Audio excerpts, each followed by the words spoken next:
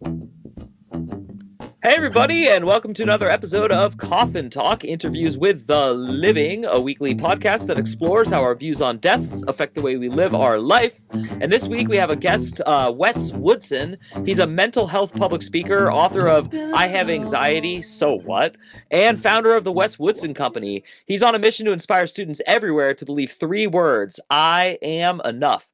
And you can, of course, find him on his website, weswoodson.com. There will be notes for all that and more. But let's welcome Wes to the show. Wes, how's it going? Hello, Mike. I'm doing well. How about yourself? I'm doing really good. We were having a little pre-chat. I've been alone with two kids for a couple days, and I'm dying to talk to an adult. So thank you. Oh, here I am, a barely an adult, but I'm still a kid at mine. So I'll Yeah, try my best to put my adult hat on. yeah. That's all I ever do. I think a lot of us are doing that. And I think some of us don't even know we're doing it. But Uh, first, we asked two questions that are standard, and everything else is on the fly. The first one is, how old are you? Where did you grow up? And what generation, if any, do you consider yourself a member of? Of course. So I am 27 years old. So I am a part of the Gen Z generation. However, my mom and dad always describe me as an old soul. So I think I'm a boomer at heart. Actually, I think I've been told I've been here before, but I'm originally from a small town called Sharon, Massachusetts. Oh, So cool. it's a small suburban town. We're on the East Coast, about 20 minutes from where the New England Patriots play football. My dad And is from Revere, and my all my relatives live in Medford and Sharon, so I know look at exactly where. that. Yeah, that's What crazy. the? That's Yeah, crazy, yeah. dude. No one ever knows where Sharon is. So the fact that you have relatives there, Oh yeah. wow. Shout out to cousin Linda if you're listening. Shout out Linda. Hey, we could have been neighbors. Do you know where they live in Sharon? Like where they live? No, because the last time I visited was like 2014. But I know that even weirder. My wife is not at all. She's from Miami. Her best friend from high school went to college, graduated, and then moved to Sharon for 4 years. So it's even weirder because we Wow, were gonna that's do a visit and weird. like see all of them. But yeah, no, I don't That's know the exact. funny. That's wild. Yeah, whenever I share my story or ever I go on podcasts, no one ever knows where Sharon is. That's why I always have to give the New England Patriots reference. But like, wow, you have so many connections. That is Yeah, hilarious. that's funny. Yeah, and I'm not. I was born in like New York and moved to California when I was a kid, so I'm not actually a Boston guy. But my dad is like through and through. He had like the thickest accent ever when I was growing up. So God, I know many people think that I have an accent. I don't hear it myself. I get Brooklyn, I get the Bronx, I get anywhere but Boston. So that's so funny to me. yeah, But yeah, man, I'm excited to be here on the show. I'm excited to dive into whatever we're going to talk about today. But I'm here. yeah, no. And where are you currently living? Just for context. Yeah, so I actually moved with my fiance to Dallas, Texas. Oh wow. Uh, Okay, cool.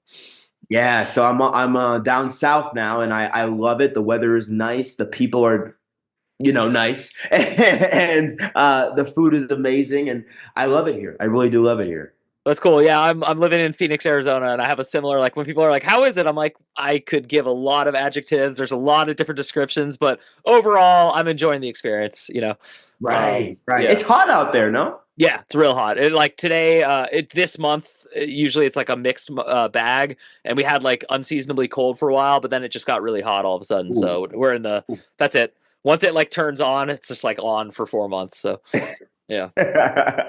I love it. I love it. I love it. I think the first question I want to ask you because I'm intrigued is when you're on a mission to inspire students. When you say students, does that mean like learners of all ages and everything, or are you talking more of like the education populace K through 12?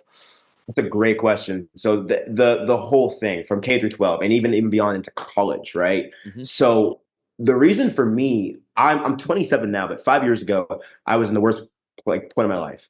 I was my senior year of college. I was 22. I was just escaping a toxic abusive relationship, and I was at this place where I think a lot of young people find themselves in, where you're figuring out what the hell am I supposed to be doing on this planet? Like, what's my purpose? Like, what am I gonna do with my life? Like, I'm about to graduate college, and I'm going through all of that, and I just got out of this abusive relationship. So now I'm like, well, crap. Now I'm just being told all the stuff, and then the pandemic hit. Mm. That was that was probably the worst thing that could have happened, and the best thing that could happen for me personally. I'll Yeah, get yeah. into that. Cool. But that for me at the point of my life, I was hospitalized for suicidal ideation, and a lot of the things I was going through at the time, I didn't know how to deal with. But in the hospital, that's where I learned all of these things. I learned how to better deal with my anxiety. I learned how to better deal with my depression. And I had this moment in the hospital where I'm learning all of these things at 22 years old. And I'm like, yo, why the hell is this not taught in middle school, elementary school, high school, college? Like, I learned physics and math, but I don't even use that stuff anymore. Like, how come no one taught me breath work? How come no one taught me how to find a therapist, actually afford a therapist? Like, where was this information? So that's what kind of built the foundation of my work. Was how can I make what I learned in the hospital 5 years ago both engaging and accessible to any student from kindergarten all the way to college? That's so cool. My friends are so tired of me talking about how we need to teach emotional resilience and anger management to children. I'm just like, the two Yes. things that I didn't have and you apparently didn't either are like by far the two most Yeah. important qualities. Also, they're not found in leadership, but leadership doesn't like talk about them. There's just not a Right. lot of like messaging. So yeah, I'm with you. This is Oh, kind of a weird question, but I think you'll relate to it and understand it. Um, because we didn't talk about mental health for so long in this country, and then it became like the buzzword of all buzzwords, especially in COVID, I feel like there's almost like a discount now where people are like, oh, that's just a hip term, mental health, that's the way you get out of work, that's the way. And I know that's BS and that's BS, but like, how do you convey that to those people who like kind of appropriately turned hard about it? Because I have met people who say it as an excuse. I know that does happen, but I also yep. know people who cheat taxes and lie about welfare and stuff. I mean, that doesn't matter to me. Like the overall, class is real. So I'm just curious, like, how do you deal with that? I'm sure you do. Right. I always say that, like, whenever I hear this question or even this like perspective, it's typical. Like, history repeats itself. Like, you said it right. When it comes to like taxes or different things, the human will always find a way to cheat the system. So of course there are gonna be people out there that will use mental health as a excuse not to kind of face adversity, or they say it as like, oh, as a cop out. That's probably the best way I can say it, as a cop out. But I think what I always say is, when I kind of come to terms with this question, is I think we mislabel avoidance as resilience so much, Mm. Wow. so much. Wow. And when I hear this, I hear it from the older generation, right? I hear it from the people who are like, what do you mean mental health? Well, back in my day, we just kind of knocked the dirt off our boots and just kept going. And we have to now get into the realization of, hey, that was avoidance, right? And I understand you're trying to promote resilience, but let's not misinterpret it and misidentify and misdefine what it actually means. So what I do is whenever I get this question, I ask that, well, is it that you are saying this is something to avoid? Or what is what making you feel so uncomfortable about the topic of mental health? Because I think when I hear this with parents, right, I hear that a lot from parents, Mm. is why should my kid have a mental health day? Well, I think what you're really saying is no one held space, no one validated my feelings, so why should I validate theirs? And that's my take on it. I kind of put it back on them. It's like, what about mental health makes you feel so uncomfortable? It's the fact that we're now normalizing the conversation and you almost resent it because it was never done for you. And when I say that to people, they kind of like crunch their pearls, like, well, yeah. And that's what it comes down to. It's almost like a resentment that people project onto the topic of mental health, because you realize now we're talking about it when probably for years you've been struggling with it, but you didn't know how to navigate it. And that's where my company comes in. We're really trying to equip the next generation with the tools that my parents didn't have. Mhm. And not only that, I'm trying to close the gap between the former generation and the current generation to kind of both understand that A, it wasn't done for our parents, so why would they do it for us?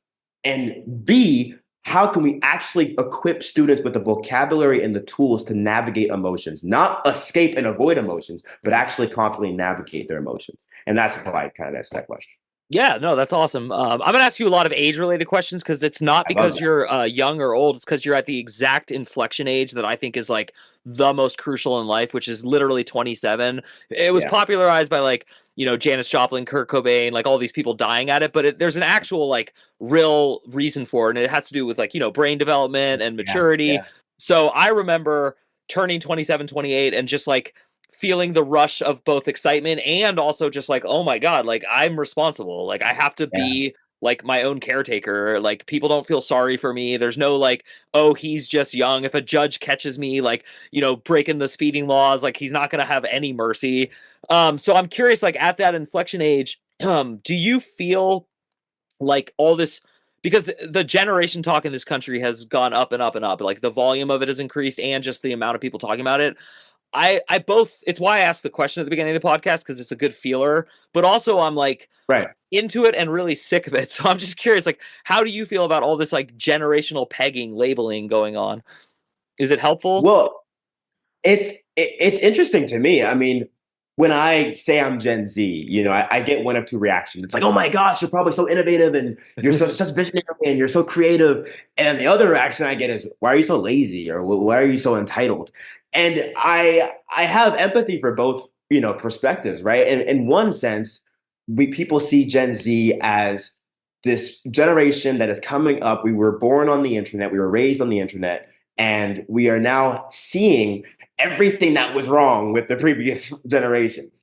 And I think when we say that out loud, that's what makes up those two different reactions. One, we come off as entitled because we could be seen as pointing the finger at what our parents and our grandparents did wrong, right? Not actually acknowledging their own struggles. But on the other side, we're seen as being so advanced that to us, we're like thinking, oh my gosh, like this is normal. But our parents see us being on the internet as like the discovery of fire. You know what I mean? Like they see it as like, oh my gosh, like you are so brilliant, yet so entitled. You don't know what struggle is. So I don't mind the conversation. I think where it becomes a problem is where we overgeneralize an entire generation. Mm-hmm. I think that's where it becomes challenging for me. When I published my first book, I Have Anxiety, So What? The main thesis statement behind the book was, when I was in the hospital, I wanted to turn what I learned in the hospital into something of a resource, right? I had friends who were suicidal. I had friends who had crippling depression. And I want to take what I learned in the hospital and I want to share it with them. But I was wondering how to do that because I couldn't just go outside and just be like, if you have anxiety, do these three things. That'd be looking like a crazy person. So I was like, maybe a book would be the best way. So I went out on the internet looking for books for inspiration. And what I found was all of these books that I would find about anxiety or depression or mindfulness were written by people who did not look like me, who did not talk like me. They had multiple letters behind and before their name. And I was like, it was so unrelatable. I was like, I don't like this. So when I would pick up like Grit by Angela, I'm going to butcher her last name, Yeah. but she's a very, very intelligent person. I'm not going to downgrade that book at all. She did a wonderful TED talk that went viral. However, she's a doctor, right? She's some intellectual. And I think the distance between her and my generation is because she's using terms that we don't really use and understand. Mm-hmm. So my book, I Have Anxiety, So What? Was written in the same way that I converse with everyday people. And it was really selfishly because I don't like using big words. I don't think I want to hide behind big words. I want to make the mental health conversation as much of an everyday conversation as possible. So when it came to writing I Have Anxiety, So What? Gen Z kind of self-help book, I was using terms like Riz or fam or fire, like things that we would actually get. So it would open the conversation up. And that's what I want to say. That's my whole point I want to get to is how can we now bridge the gap between generations instead of building borders? Because right now I think there's borders. I think there's this divide. And I want to actually create this bridge between the boomer generation and Gen Z. Yeah, I totally agree. And I'm like, I technically am like the very end of Gen X or the very beginning of the millennial, but I don't care which one. I just know that I feel like a middle child right now. And I felt like it for about 5 years because I know enough Gen Z people to know that through and through, I like every single one I know. And to be very honest, you guys remind me exactly of me at your age. Like it doesn't it all seems to be like a pretty normal human experience to be young, have older people tell you like grow up, blah blah blah. But Exactly. the big monkey wrench that is real is like the social media um advent of social media, because it's not that social media is bad, it's not that the internet's bad, it's not that cell phones are bad, it's that like we just as a monkey culture, like all of us just got these like tools and we're like, oh my god, what do we do, Yeah. so I'm Yeah. curious, like, do you see any hope for like a rational consensus with how to use cell phones and social media, or do you think it's going to require legislation and top-down ordering and stuff? Hey everyone, if you're a fan of the show, please head over to mikeyop.com and click the subscribe button. It's the best way to support us, and it's free. That's MIKEYOPP.com. Thanks. Just what do Well, you that's a think? great point. That's a Yeah. great question. Right. Yeah, I mean, it's a loaded question, but I think if I were to tackle it in three parts. One, I think I want to agree with you what you said.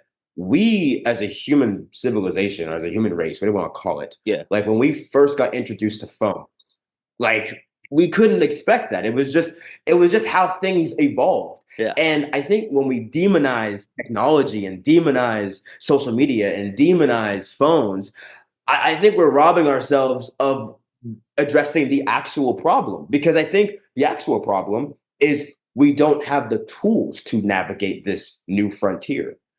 Whether it was, I don't even know, going back to like the 1800s, 1700s, when we first came to this country, when we first immigrated here, I'll say that on this podcast. When we first came here, we didn't expect we didn't expect the things that we first saw.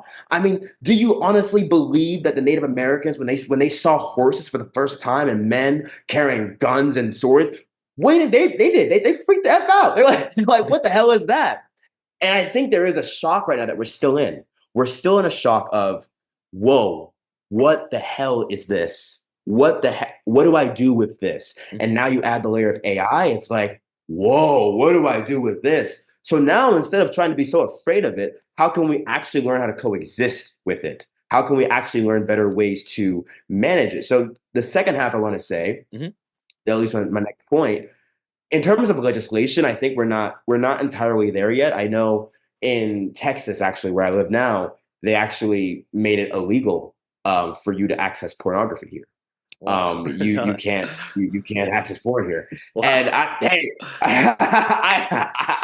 I'm grateful for it, because that's a whole other thing.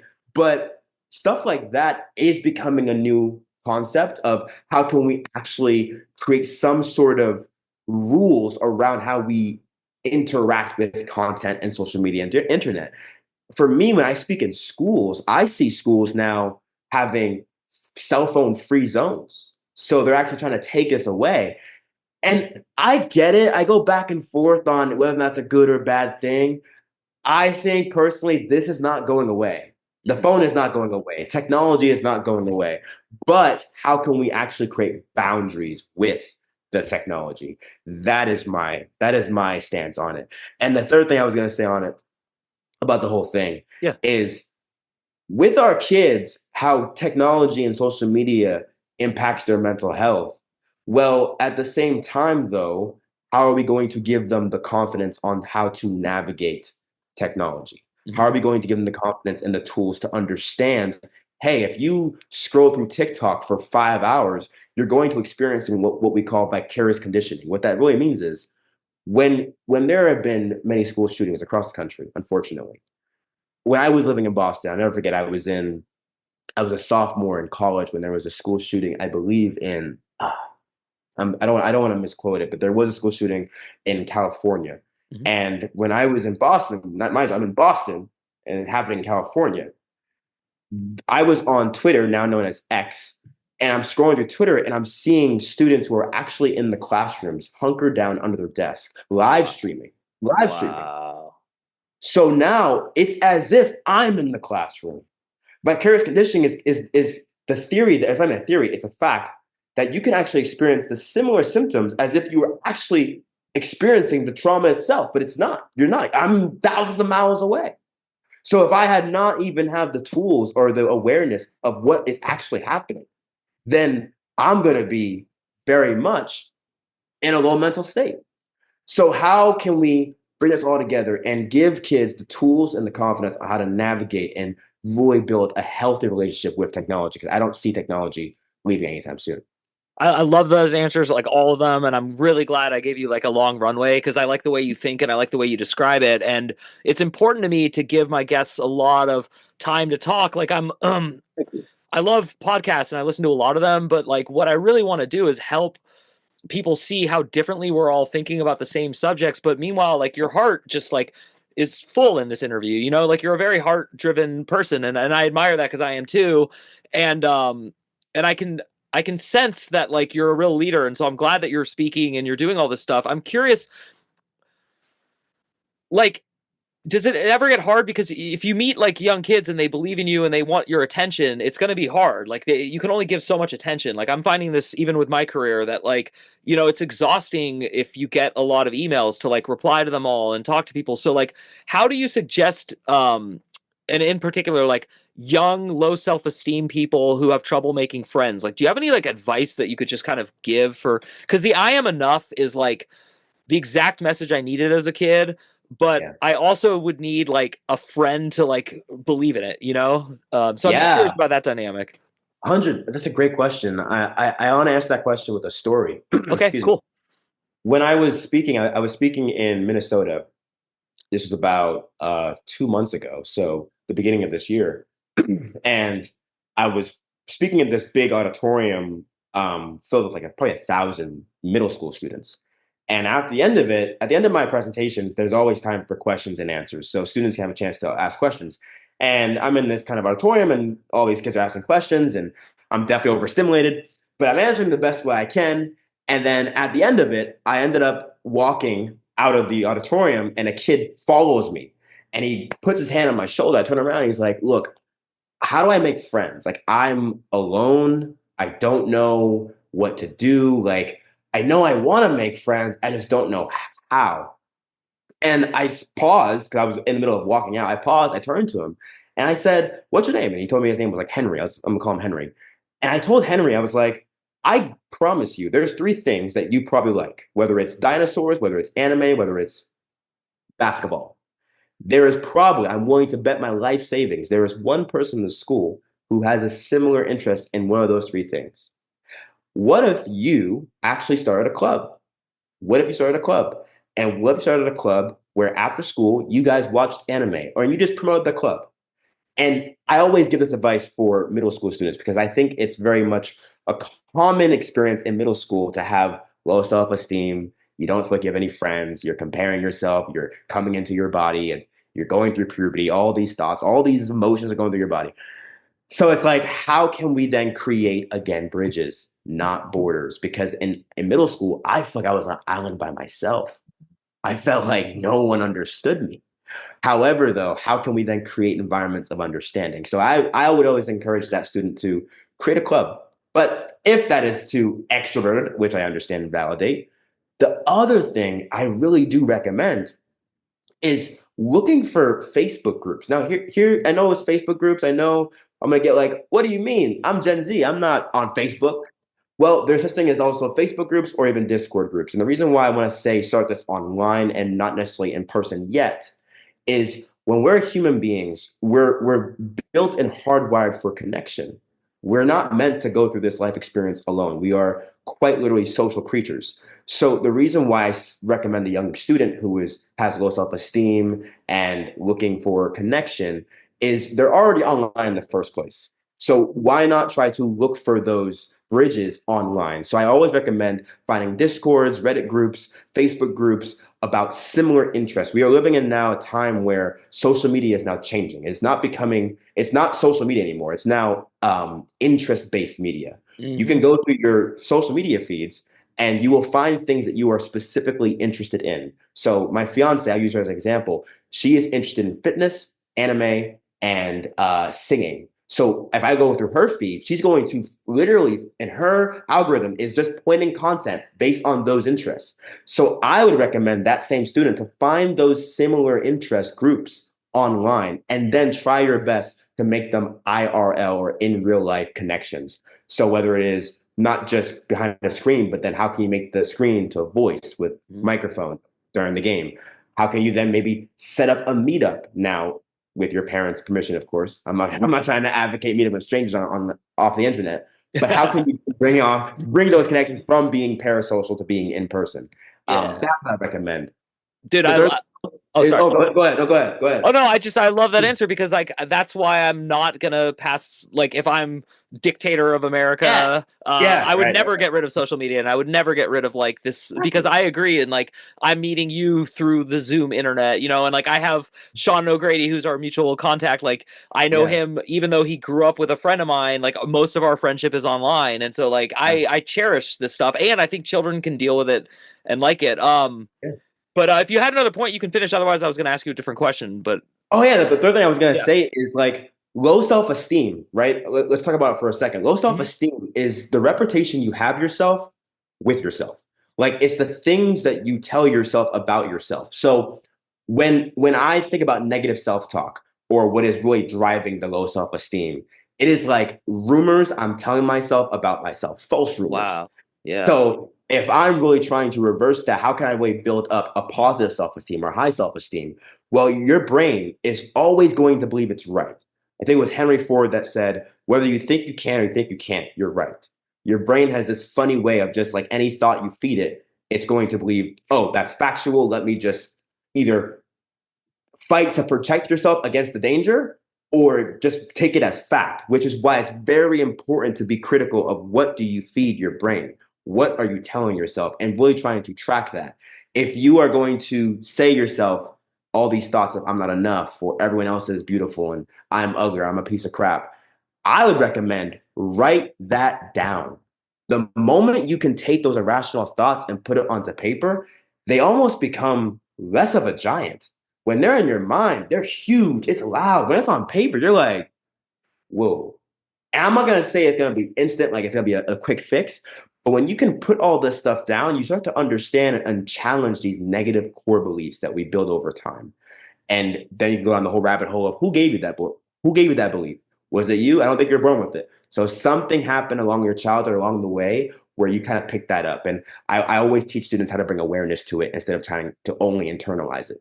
that's awesome. And you're really walking the walk of what you talked about earlier, which is you really do convey high level, intellectual, age old philosophical concepts and psychological and PhD driven stuff. And I can say this because my job, one of them is indexing books. So I read smart people's books and write indexes. And I don't like their language either. It doesn't help. And but I still like know it. And everything you're saying is exactly spot on. And so I appreciate that. I do want to ask the only other question we always ask because it's called coffin talk, which is but it does segue absolutely into mental health and suicidal ideation, which is what do you think happens when you die? And I'm actually curious to tailor it to your specific life.